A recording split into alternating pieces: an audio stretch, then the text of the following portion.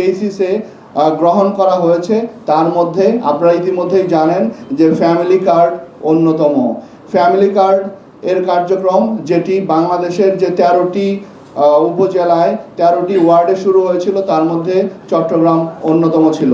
চট্টগ্রামের পতেঙ্গা ওয়ার্ডে কিন্তু এই ফ্যামিলি কার্ডের কার্যক্রম শুরু হয়েছিল। এবং ফ্যামিলি কার্ডের যেদিন সবচেয়ে আশ্চর্যের বিষয় কি জানেন, যেদিন ফ্যামিলি কার্ডের উদ্বোধন হবে, আমরা যেদিন উদ্বোধনের প্রোগ্রামে যাচ্ছি সেদিনই আমরা শুনতে পেলাম যে যারা কার্ড হোল্ডার তারা 2,500 টাকা করে তাদের কার্ড প্রতি তাদের টাকা তাদের মোবাইলে ঢুকে গিয়েছে। এটি আমাদেরও কল্পনায় ছিল না যে অনুষ্ঠান শুরুর পূর্বেই তাদের যে কমিটমেন্টটা সরকারের ছিল সেটি বাস্তবায়িত হয়ে গিয়েছে।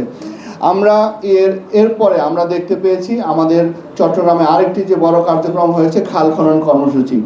বর্তমান সরকারের আরেকটি গুরুত্বপূর্ণ কাজ সেটি হচ্ছে খাল খনন কর্মসূচি, যেটি চট্টগ্রাম জেলায় বামনসুন্দর যে খালটি আছে সেই বামনসুন্দর খাল খনন কর্মসূচির মাধ্যমে শুরু হয়েছে। ইতিমধ্যেই চট্টগ্রামে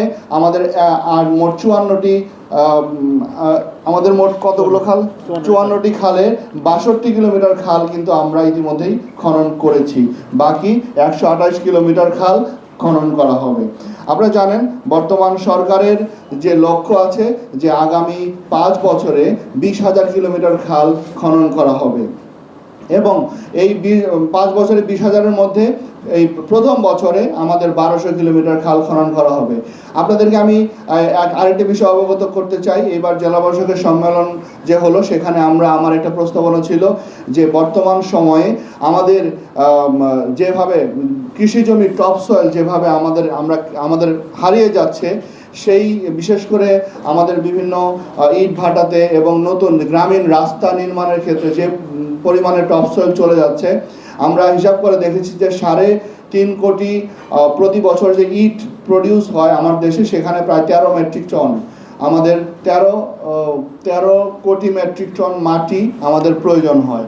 এবং এই মাটিগুলো আসলে এই কৃষি জমির মাটি, এই ধরনের মাটিগুলো বেশি ব্যবহার হয়। আমাদের একটা প্রস্তাবনা ছিল যে আমাদের যে খাল খনন থেকে যে মাটিগুলো আসবে সেই মাটিগুলো যদি আমরা এই কাজে ব্যবহার করতে পারি, তাহলে আমার মনে হয় যে টপ সয়েল